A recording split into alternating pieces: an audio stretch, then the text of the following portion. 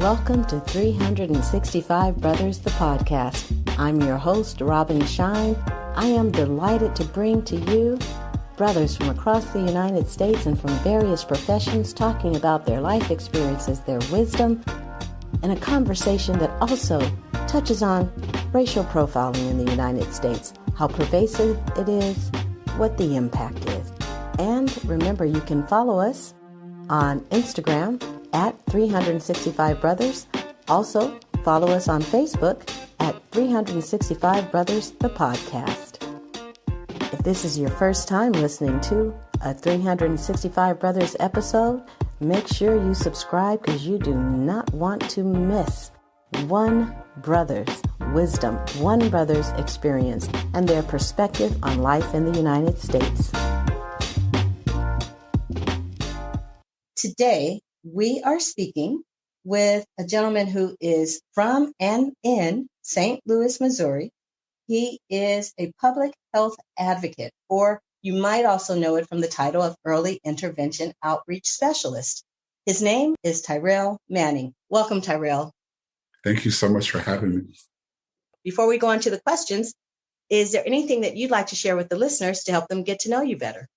I'm really just a very chill, laid back guy, a happy Black vegan man.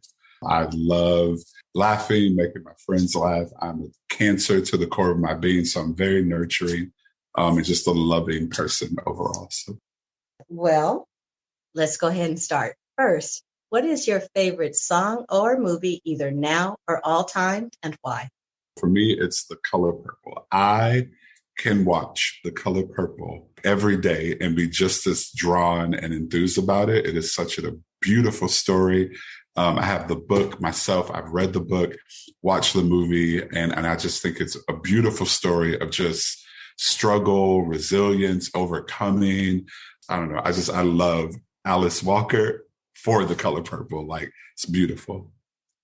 Well, it's funny you say that.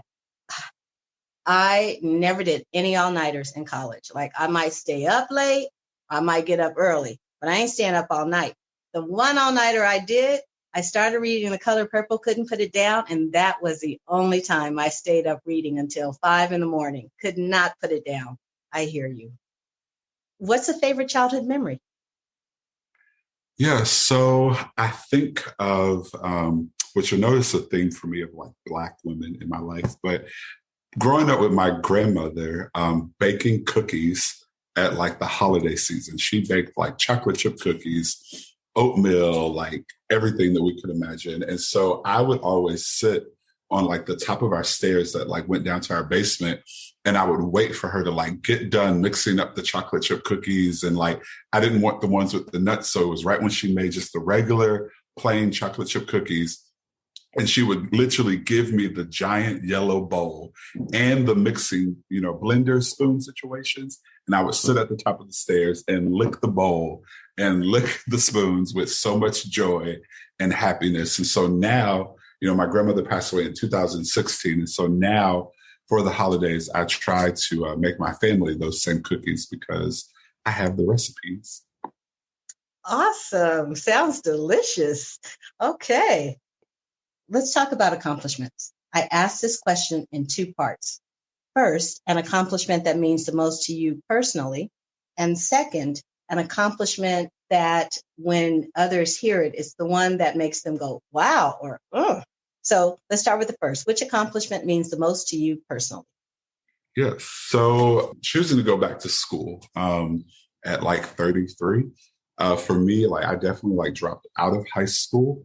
Very young. I think I was 19. There was a lot going on in life at that time. And it devastated me. And I kind of went on this journey of trying to because at that time I was married. And so I was trying to be a dad, struggling with my own sexuality while trying to be married to this woman, figure out all these things in my life. But during that time, it was I'll go for American Sign Language. I wanted to be an interpreter and life happened there and that shifted and trying to figure out what I wanted. I was going to do online school at Kaplan and I'll go be a psychologist or whatever. And so for me, it's when I started doing the work that I work now with Williams and Associates, where I just fell in love with social work and knowing that I am a social worker at like my heart. I haven't gotten the degree yet. I'm working on that. So I cannot say that I'm a social worker yet. Please don't like beat me up because they're very serious about that. But I am just a natural person that cares and loves for people. And so for me at 33, it was kind of like when I was doing my GED situation. I was trying and, not doing great. And then finally 2010, it was like, no, I'm going to do this. So I literally just went, took the test, waited for my results, praying and fasting and calling out to the Lord, and I passed. And so now I think for me, my greatest accomplishment, was simply deciding to go back and not letting like life tell me that I was too old or like there was just not, things were against me and I could not do it. So yeah. Got it. So which accomplishment is the one that impresses others? Actually, it is still to do with college. It is the fact that most people are very shocked that I have not graduated yet. Most people just kind of naturally, because I love reading, I think that we have this assumption often that of like what it looks like to be a Black man and that we're all one thing.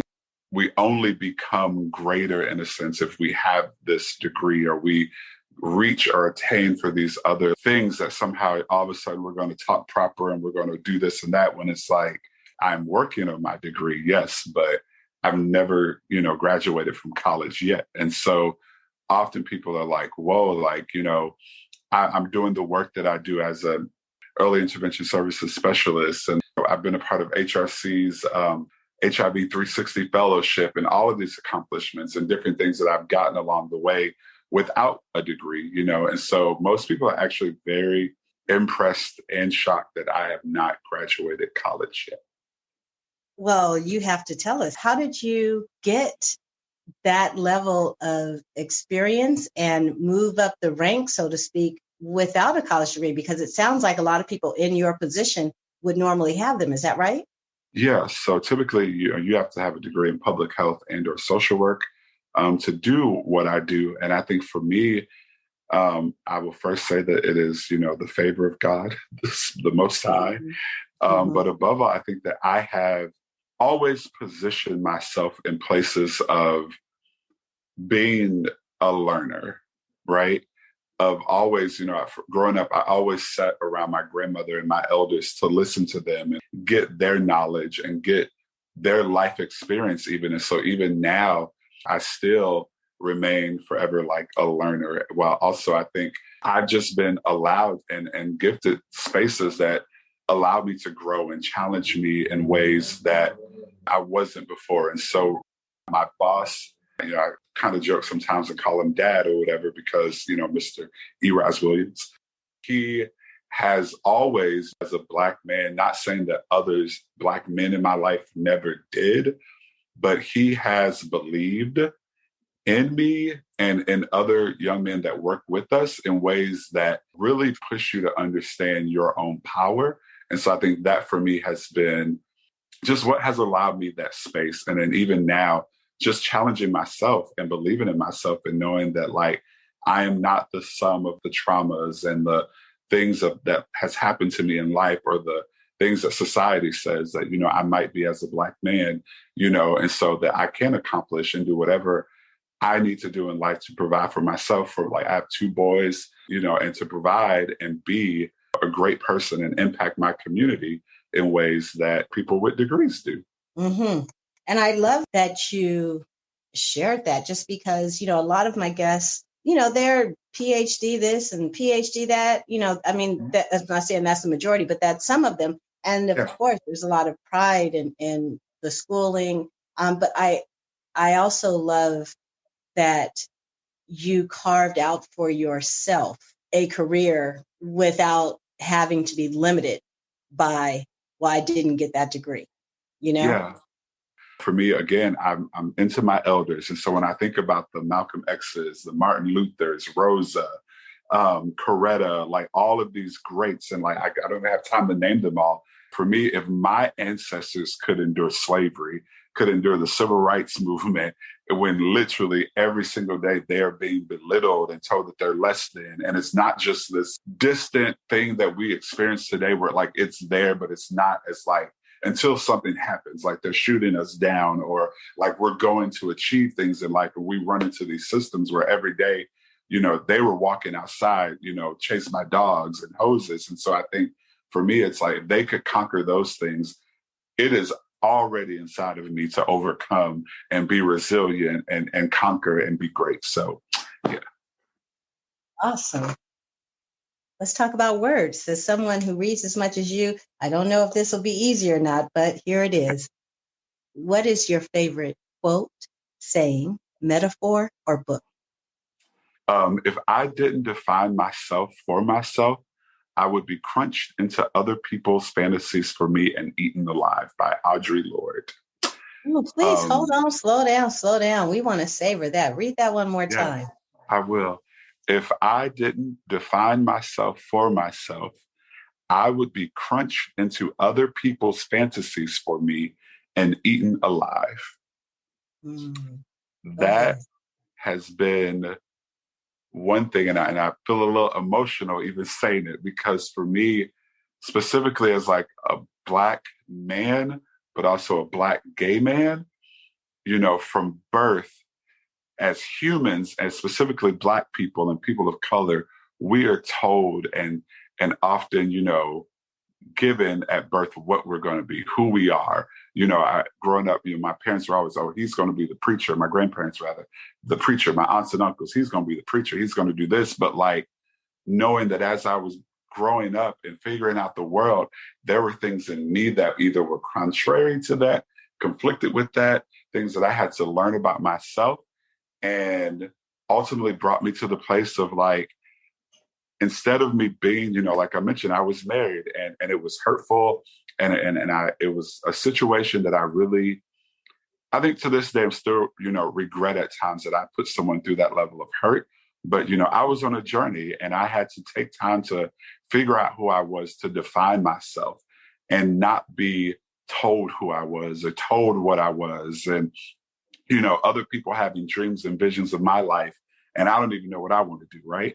And so I think that for me, this quote by Audre Lorde just really resonates with me on a daily basis. And every day I get up, I'm making decisions that are for myself and that are going to feed myself and like uplift the person that I truly am, and not just simply allow myself to fit into this box of what society says I should be as a Black man, as a human in the earth. And so I think that, just as a people, going through life and just living your truth and living and discovering who you are, like that to me is power. And that is what ultimately like makes us unique and makes us beautiful, is simply being us.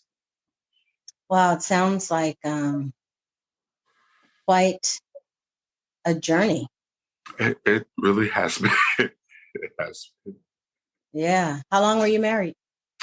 I was married for 8 years together. 2 of those years were separated. So totally like a total of 10, but I guess technically 8 years. And then we separated and ultimately got divorced. Yeah. All right. Well, I can hear just a great deal of courage. Yeah. Yeah. All right. Well, speaking of courage, this question, one way or the other, tends to get at it. Is there a person, conversation, moment, or event that stands out as either changing the trajectory of your life or had a significant impact on your life?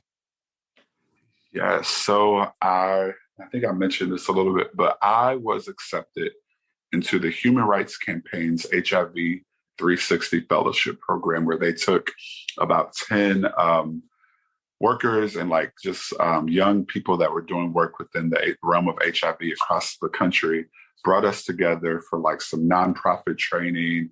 We had to develop a project to kind of combat HIV in our region and stuff. And that fellowship, like the very first session that we did, where they flew us all to DC. And the first session we did, we had, so I'll say first, before we went there, we had our peers, we had to select peers to do a survey about us.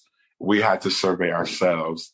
And then we got there, we saw those survey results. And again, this is always an emotional thing from I'm trying to keep it together. But for me, in that session that we had, we talked about the community around us, the people that we serve, and then our role in that.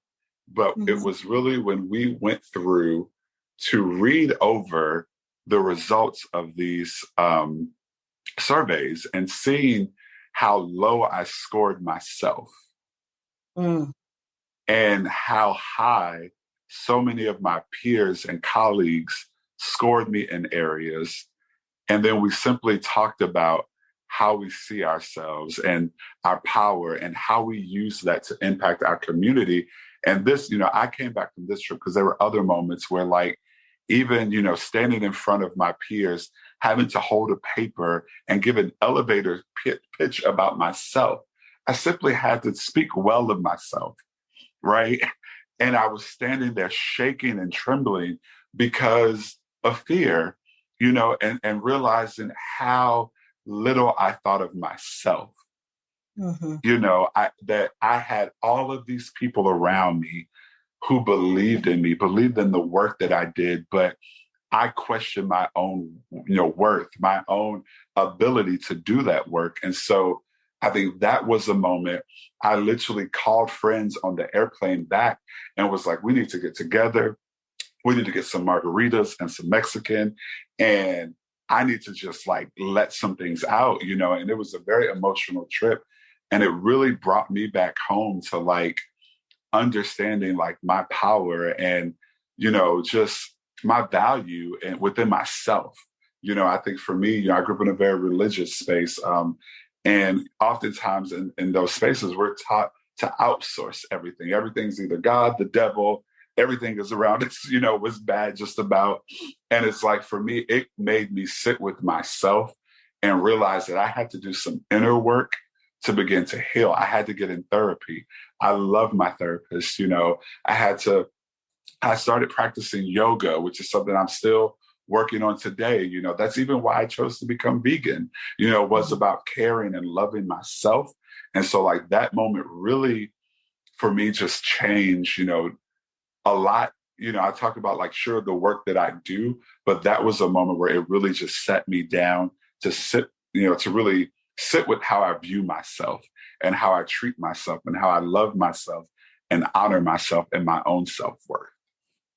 Well, I'm curious. First of all, that's, again, I've already said what a journey, but now you've just added to even more flesh to my appreciation for it. I am curious, that survey that you referenced, what were some of the things that you rated yourself low and others rated yourself high? Yeah, it's very funny. I have that survey somewhere here in my home, but I know there were questions around, if that person, Tyrell, whoever they were taking it, their impact, on community. What was that impact like? Do they, are they good at planning tasks? Are they good at, it was so many different questions. I think they asked questions sound around, like they were related to the ability to execute what you stand for. Yeah, it was really a lot of questions around the work that we do in our city, how we're viewed by the people in our community, the work that we do, our timeliness, our time management. And then, there were a lot of different questions, but most of it was centered around the actual work that we were doing. And then even questions around our personalities and the people that we are. And there was just open area where they just kind of left notes and stuff. And I think those notes were the ones that got me the most, because people begin to talk about, oh, Tyrell's this sweet, caring person, but I wish that he saw it and things like that. Those were the things that really stood out for me in that survey that they had. Mm-hmm. Powerful. I wish more people had opportunities to have experiences like that. When you're in a profession, and especially the helping professions, I've noticed they have more of those kinds of workshops as kind of professional development or growth. I know in your case, it was a fellowship. But there are these opportunities to reflect in our work communities, which is so awesome.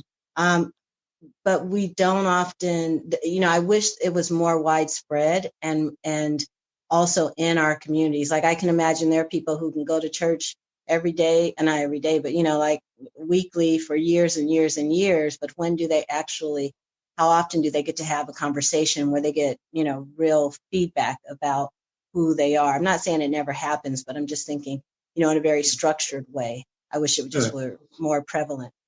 Yeah. And I think for me, it has been like seeing myself outside, and I'm definitely a spiritual person. I love God, all that good stuff. But I think I had to start seeing myself outside of the context of even church. Mm-hmm. Mm-hmm. Because I think often as Black people, for generations and generations since our people were brought here, and, Christianity was given to us, and that changed a lot of our religious views from what we were doing in Africa. But I think that we as a people, we don't see ourselves outside of that context.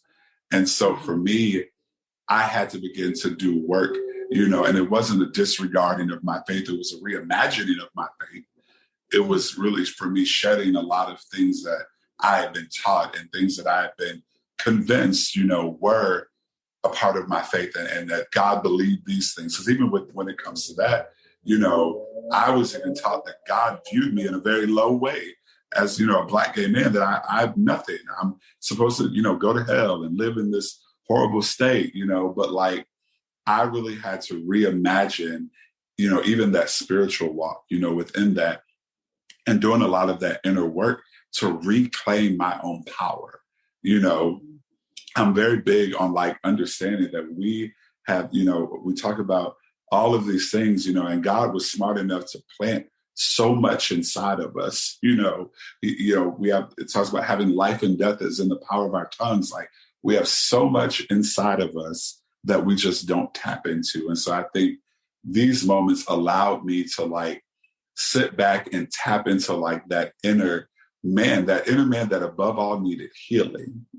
First of all, needed much healing and work. And so I had to get to therapy. I had to sit down and do these things to uncover, why do I think so low of my own self?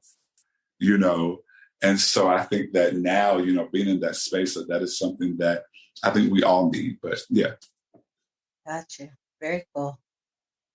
What is a moment or event that highlights or signifies your experience as a Black man in the United States? This is probably one of my favorite questions. I think that for me, it was education, just my experience with the whole entire education system, specifically elementary and middle school, where I grew up in a place called Bridgeton here, where, and even today, right now, we still have the desegregation program. And so I grew up in a predominantly like white neighborhood, which is what Bridgeton was. They were busing in the kids from the city here in St. Louis to come to that school. And so growing up in that atmosphere and seeing the ways in which every single day as a little Black boy, often I was misunderstood. I remember being sent to the speech pathologist because they said I had a speech impediment. And I was like, okay. I remember my grandparents taking us, and we got into the offices and stuff there. I think we were at the educational building for the school. And, the lady was like, there's nothing wrong with the way that you speak. I don't know why you're here. Even remembering, there was a moment where they're like, oh, you have ADHD. Okay. My grandmother wasn't having it. They tried to put me on medicines and things for that. Wow.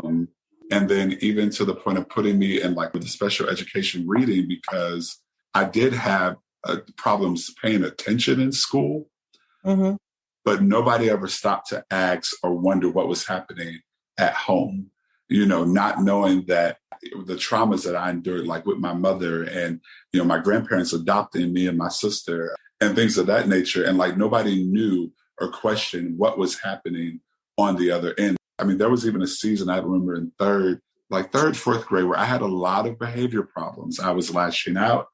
I mean, this calm, collected Tyrell that you see today was not that, at that time, but like nobody knew the abuse and the things that I was enduring. at home, with my mother and stuff, and having a mother that, was schizophrenic and dealing with drug use, And so being in the school system where like I was a kid and I was in ways crying out for help, but nobody really took time to figure that out. Clearly there was a problem with me. I was slow, or I was, I needed some type of other help or medication. And so, I'm very grateful that my grandmother didn't buy into all of that. She definitely stretched her long arm of authority and executed some, good Southern behavioral techniques. But just growing up as a little Black boy in the education system was a lot. It was a lot. And I think even in high school, I struggled so much. Even today, we don't take time to work with our kids, work with our young boys, and really try to get to the root of what's happening in our lives. So, so that K through 12 education for me was a lot. Did you, at that age, I'm especially thinking of elementary and middle school, did you perceive a difference in how concerns other children, non-Black children, were handled? Yeah, most definitely. I think about going to like the special ed reading room and like all the kids in there, except for maybe one was Black. I think there was an Asian kid in there as well. But like, for the most part, they were all Black kids. Seeing, I remember one time, like, this was horrible. This was in high school. I got really lazy in high school. And so I got kicked out because my grades dropped so horribly. But I got sent to the alternative school. And at the alternative school, most of the kids there, at least 95% of them were all Black kids. And knowing at that time, because I remember that time in high school, we got to ask I got to talk to a lot of the kids that were there, saying, why are you here? Why are you here? Because, we're all trying to like compare. It was kind of like we're in jail and we're trying to figure out who was there for the worst crime. By the way, I teach at an alternative high school, so this is very funny for me. Go ahead. Yeah. And it was like, for me, it was like, well, I'm in here because I didn't do my schoolwork and my grades got low. And they're like, oh, I punched somebody, I did this. And I was like, oh my goodness. But like, so many of them were in there. And even like times in like middle school and elementary, going to like detention and things of that nature. So many of them were Black kids, and especially Black boys. And just knowing and hearing, and I would kind of reflect as a kid, on why us, like, why are we here? Why are we so bad? What causes us to be the ones in here? Actually, my first year at St. Louis University, where I go, in one of my classes, I actually wrote a paper and did a little research around, the treatment of Black boys in our K through 12 education, understanding that Black boys are sent to detention. We're sent to the principal's office at way higher rates, and sometimes for like the most ridiculous of things, and so that those were moments that I saw as a kid that I was different as a Black boy, and that I was clearly, there were times that I remember, because I had some behavior issues for a bit where like I saw. And I remember my grandmother saying, and even hearing her say, like, Tyrell, you're not going to be a criminal. You're not going to go to jail. And that is what they desire you to be, because that's all that they see. And having those moments where like my grandmother really held me as a Black boy at a higher standard. I have a sister that lived with us, she loved my sister. They did, great with her. They, worked with her, loved on her, and expected things from her as well. But I think with me, there was so much more pressure because of like society. And she knew that the world was going to be much harder on me. I think that, definitely. And I think she could talk to my sister in ways as a Black woman, because they, Black women go through a lot, but like as a Black boy, she saw the pipeline that they like to put us on and was not having me be in it at all. Yeah, that's awesome. I had a cousin who lived with me while he was in high school during the week, because I would live closer to the high school, and I was a little more heavy-handed. Yeah. And so anyway, but I remember hearing some of the stories, because he's a Black male, he's out of school. That's, while it is primarily minority, it was, I don't really remember the percentages, but primarily Latino, some African Americans. And anyway, But the school had, very robust security system with police officers on hand. Anyway, I remember he got a ticket. He got a ticket because he would not get dressed for PE. And so he went through this phase, which I never figured out what the deal was with that, but whatever that was. And then when he wasn't in class because he wasn't participating, they actually sent him to the office, even though he was in class.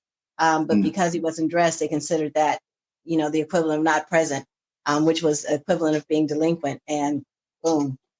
Wow. So that reminds me of even I got a hold of my transcripts in high school. And this included like my elementary and middle school transcripts. And I think I went through a bit of a shift in middle school. I didn't have as much, I didn't have behavior issues, but like in elementary school, it was just like insubordination. And most of that was me telling teachers, you're not going to talk to me like that. It wasn't me actually like being a bad kid. Now, there were some things that I did do that were horrible, but a lot of that was simply me standing up for myself and telling them, no, like, that's not how you're going to treat me. But in my little education record, I'm a very insubordinate child.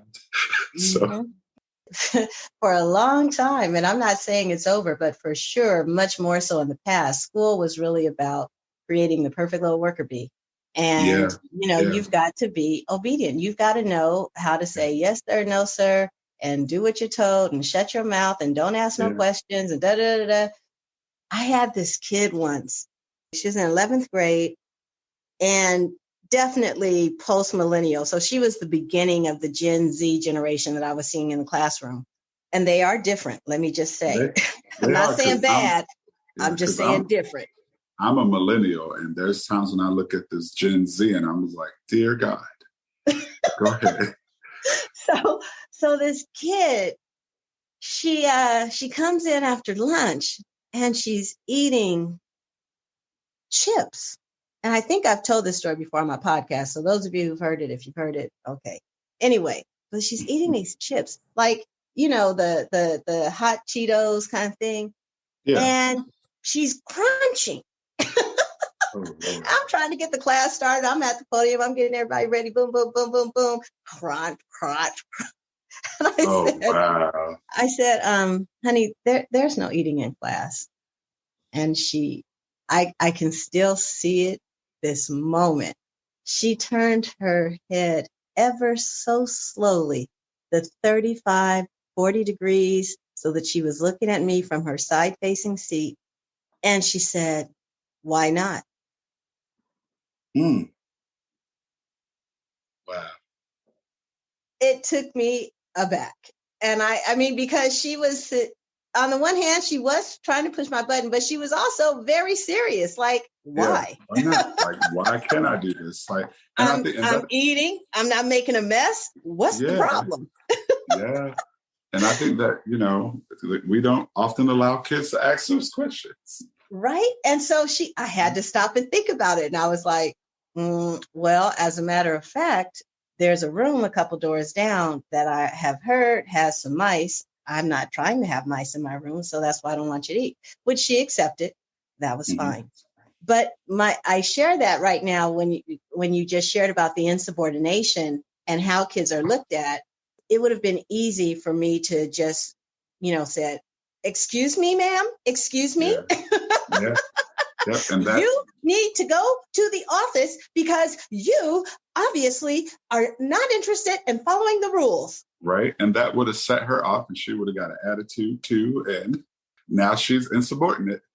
Which, look, I kind of feel like in a lot of ways she was. That part. Here's what I can also say, though, that I know about her is this young lady, she was going through stuff, didn't want to be at home, was constantly going out and going to another city. And I'm certain, even though I never knew exactly what was going on at home, there was something that had her literally going 30 miles away to do anything she could to be outside the house. Yeah. And so I hear what you're saying about no one asked, no one inquired. And because I teach at an alternative school, there's so much going on. We have to learn to interact with all of that. But at a regular high school, when it's just two acting like that and you got 30 acting the way you want them to, those two, insubordinate. Yeah. And they're gone. Have you had any interactions with law enforcement? And if so, what? When? Yeah. So this is kind of a twofold question. So first, I think one moment that pops up in my mind was I went about 2 hours away from here in St. Louis to Columbia, Missouri, which is where like Mizzou College and stuff is. And we were there for like a work situation. I think it was like our state meetings. And I went out to eat with some friends that were there. And on the way back to like our hotel, we're like driving. I was in my car. I think a friend was with me. Another friend was driving behind me, not speeding, literally just driving, listening to music, talking, trying to get to our hotel to relax. And I got pulled over.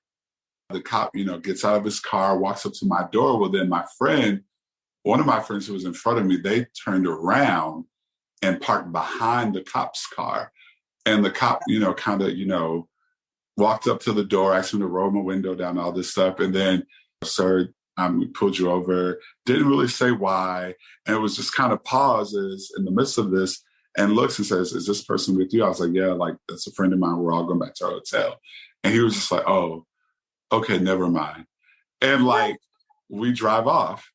And I think for me, particularly here in St. Louis, I not that St. Louis is perfect. It definitely has tons and tons of racial issues. But like going into other more rural parts of Missouri and outside of St. Louis, I don't feel safe at all. And I think that for me, even getting pulled over by police here, just as a Black man, there's just a generalized anxiety that comes with that. And then moments like this where like, clearly you pulled me over because I'm Black and you were going to find some reason to pull me over. And even going into other like counties here where like, you just get pulled over to get pulled over and questioned and stuff. And so, I think that for me, above all, what most resonates with me is this cloud of being in my car and like driving and like the police pulling up behind you and they're simply driving. They're not paying you any attention, but like you get like this, oh my goodness, I have to drive really extra safe and cautious. And like just being in spaces where like there is just a clear anxiety that comes when it comes to being a Black man. Even a friend of mine was driving on their way to, I think, work or something like that. And I think we were on the phone and the police pulled them over. And I was just kind of like, freak out, like, oh my God, like, don't hang up the phone, because like, not saying that every interaction is going to result in us, being killed, but like, it's uncomfortable and it gives pause. Like, it is not, it's just, you just don't feel safe. And these people are supposed to keep us safe. And as a Black man, often I just don't feel safe, when it comes to interactions with the police. Yeah. I am curious, the car that pulled up behind the police officer, was it a Black person driving or a white person? Yeah, it was a Black friend of mine, and he apparently had pulled out his phone and was recording. Yeah. Oh, okay. Got it. And so that led to, never mind. Yep. He just, you go ahead and go. And we were like, all right, that was interesting. Mm-hmm. Yep. Well, I'm glad it was without incident and without ticket. For sure. Well, if the United States was a woman with whom you could speak, whether mother, lover, neighbor, stranger, whatever, what would you say to her? I would tell her to get her children and to tell them to give it up. That we are tired of her children oppressing us and fighting for supremacy that's crumbling. She's crumbling a little slow, but it's crumbling. And she needs to tell her children to give it up. That this is a nation, though it was founded by white men who wrote laws and things for white men. But, even watching the movie today, Amend, about the 14th Amendment, America is a smorgasbord, a fruit salad, and everybody within that salad needs the dignities and the respect and the honor, and that this is not a white world. This is not the space where, we're not giving you space to conquer and hold authority. And so I just need Mrs. United States to get her children and tell them to just give it up, just stop. Because I also feel like the only way that so many of these systems and systematic oppression, the killing of Black bodies, just everything like trans women, LGBTQ people, period, Black women, white women, like all of these things, it is going to take white women, white men to stand up and say, this is wrong. We need to stop this. We need to sit down and stop. We're trying to pass a bill to give people support during a pandemic, and you have whole political parties that don't even vote to support the people, and so I just think that it's time that America gets her kids together, gets her children, that she might need to rewrite the whole entire Constitution, Oh, boy. like we're making amendments and stuff, but it seems like we're constantly having to go back to add another amendment, to add something else that says, no, these people are right. We got to add all of these clauses and all of these statements to constantly prove people's humanity. And I think even when it comes to, like the killing of Black men and women by police officers, there's not been a lot of justice around that. And I think that until we see a world where, white people just don't get away with their new form of lynching, that it's no longer excused, that it's not just looked over and we're not trying to demonize a Black man or a Black woman for simply existing, or driving down the street or, whatever. So I just think that Miss United States of America needs to get her children and tell them to give it up, because I'm tired. I got you. I hear you. What is love to you? Yes. So to continue my theme of Black women, I am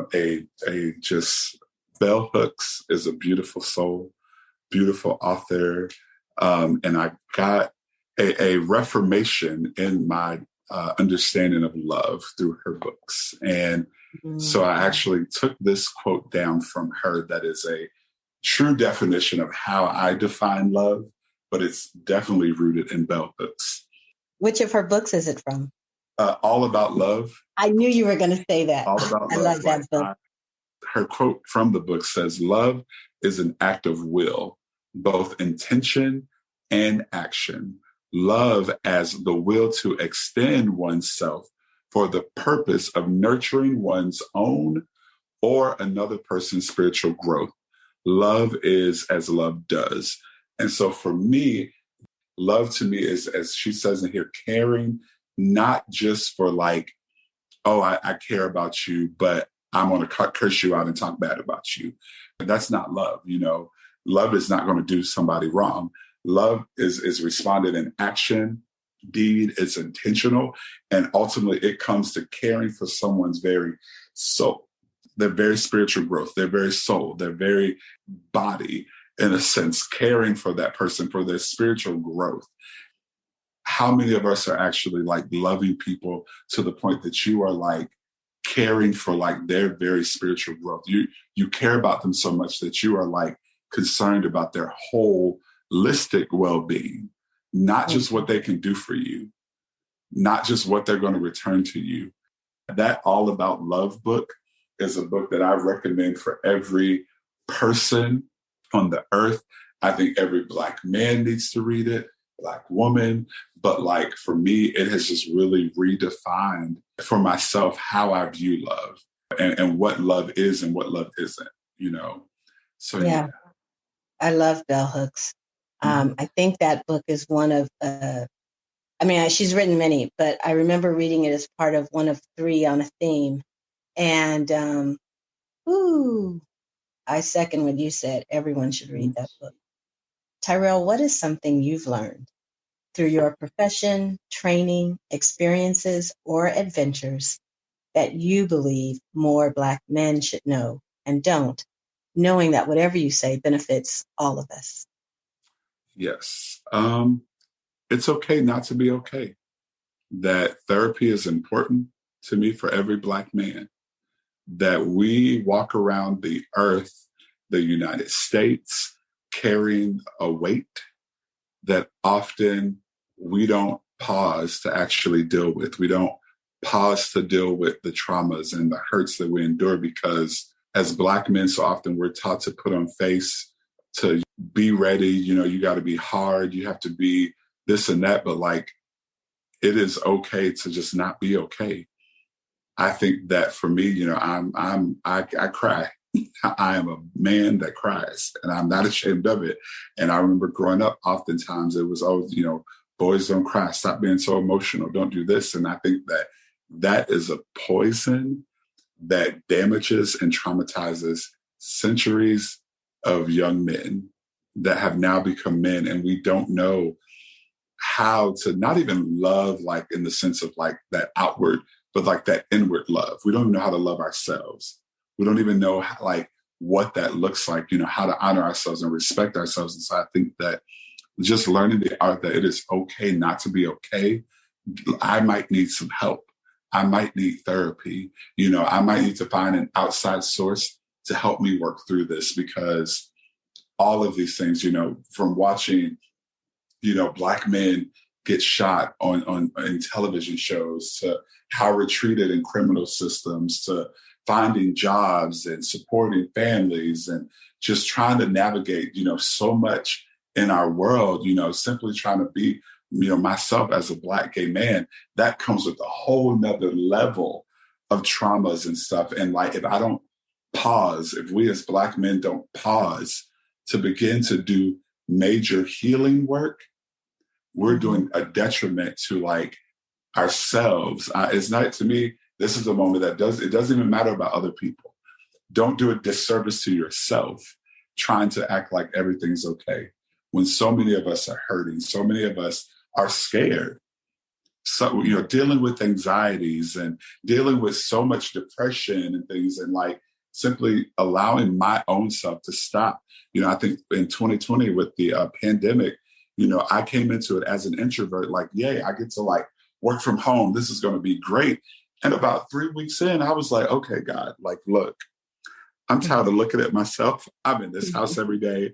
I have my plants in here that I care for. I'm reading books, but like, I am not okay. Like, I need support. And so I had to go on that mission of like getting me a therapist, finding friends to talk to, outlets and things of that nature to help me overcome in order to make me a better person, to make my work greater. And so really, I think that, just telling Black men it is okay not to be okay, and that therapy is important and vital to our growth and to our sustainability in this world. Awesome. I'm asking an extra question. In your work as a public health advocate, so what's something you've seen that would make a big difference for the Black community if they knew or understood? In my work, we're combating disparities. And so that's education, that's food access, that's quality doctor's visits, quality insurance, and things of that nature. And so I think when it comes to Black men in that space, oftentimes we are not at the forefront of caring for our health. We're not going to the doctor. We're not often eating well and nourishing our bodies well and taking care of our bodies, because there's a lot put on us. And one way that we're going to survive that is caring for ourselves, And so I think when it comes to public health, I think Black men, we need to be more proactive, not reactive when it comes to our health, and being aware of systems and being able to advocate for yourself within those systems. What do you see gets in the way of that? Black men, we can be a little, I got it together. We can run around with high blood pressure. A lot of Black men will be more worried about erectile dysfunction versus your blood pressure being lower, And then on top of that, we simply have systems in our country that make the accessibility often to quality healthcare, quality doctors, quality food, quality education around health, finding those spaces that like you can get information that's quality. Those are the systems to me that really stop us from achieving quality health and dying, honestly, from diseases that are preventable. I'll tell you another thing that kind of gets under my skin right now. I'm all for getting out of this pandemic and having, the vaccines and building immunity, but it's a little irritating that, we get all this special attention to decrease this gap because it affects everybody else. Oh, yeah. As much, What about having that same level of interest and commitment for prenatal health for Black women? Yeah. In this time of the pandemic, I think, it's been less than a year. And I know the science, they've been working and this and that, they have labs and all this stuff. But I think there's so many things that are going on that it's like, if we can do this vaccine within a year, why aren't we doing that same level of work to figure out these cancers and figure out diabetes, high blood pressure? I think even for myself, I think I've had high blood pressure since I was at least 17, 18. It runs very strongly in my family. And going to the doctor and they're just like, oh, you need to lose weight. You need to lose weight. You need to lose weight. You're tipping the scale. These are actual words. But nobody ever says a real how. You can go work out, exercise and stuff like that, but you're not telling me other methods, and we're also not taking time to understand that human's body. We simply say, for me, oftentimes I feel like I'm a Black man. I'm back at the doctor. I have high blood pressure. That's all you see. You don't want to check my endocrine system. You don't want to check other things in my body that might be causing my blood pressure to rise. You just want to throw me pills and then send me on my way and keep me on pills. I don't want to take up too much of our interview, but I think that no, I got you. Even seeing my grandmother growing up with all these medicines at her little side table, she had medicines for everything. And it's we become so addicted to those that are we really nurturing and caring and holistic, for the holistic wellness, but doctors aren't necessarily trained to care for the whole well-being of the person. No, so I think they're really trained. Allopathic medicine is, what's your symptom? Let's fix it. If we can find the source and we can cut it out, and we can bleed it out. And along the way, this pill we give you might do this to your body. So you're going to need another pill. Exactly. Wow. So much there. And it's a lot, but I appreciate you. And thank you for answering that additional question. Now that we've had this conversation, what did you get out of participating in this conversation? Yeah, so I think that for me, number one, it's just an honor as a Black man to have somebody sit me down and just kind of ask about my experience. And even in not just in the stereotypical way, just seeing the different pieces that make me, my own takeaway from this is simply going out and honestly and truly loving my brothers, building us up and continue to create space in the work that I do for Black men to shine. I didn't actually mention this in our interview, but early in the interview, I'm mentioning it now. But I'm a part of a pilot project with a school here where we're going to be actually mentoring Black boys in a local high school here. Trying to kind of reimagine the world for Black boys here in St. Louis. And so this was just kind of a reaffirming for me of why I do this work and why I signed up to even be a mentor in that group, because I think the voices of Black men and boys need to be heard because, there are a lot of untold stories within that and a lot of, it makes me think of my quote where, our society kind of labels and determines and makes up stories about Black men. When they shoot us on the street, the first thing that they try to do is dig up dirt about us. They try to make us the bad guy. You can be walking down the street with Skittles in your pocket and it's a gun, or it's this and that. And so I think just my takeaway from this is just to continue to do the work of liberation when it comes to Black boys. And I appreciate you for this space. Thank you. Well, I get so much out of each conversation, and I'm always left with an impression of, kind of the unique vibe, some of the things that really stand out about each brother. And, with you, it's beyond just a commitment to self-love and growth. You've used this word a few times, and I would say the phrase that comes to mind is holistic well-being, that you are a stand for the spiritual, the mental, the emotional, and the physical well-being, and from the level of commitment to it, such that you volunteer and also work in the public health as an advocate. And thank you for being a stand for our complete and whole health. Thank you. Remember, you can follow us on Instagram at 365 Brothers. Also, follow us on Facebook at 365 Brothers, the podcast. Lastly, I just want to let you know, producing a podcast, it takes something, and I'm really grateful to have partnered with alidu.com. They make publishing easy. There's a link in the show notes for anyone who either has a podcast or is thinking about a podcast. You don't need to learn all that sound balancing and compression. Save all that. Use your time for what matters, interviewing and sharing the stories that your podcast brings. Thank you for listening to 365 Brothers. Certainly hope you enjoyed the episode. I encourage you to subscribe. Please leave a review. I want to know what you think. Also, if you know someone who would be a fantastic guest for 365 Brothers, please direct them to our website, 365brothers.com. You'll also find all the episodes there, 365brothers.com.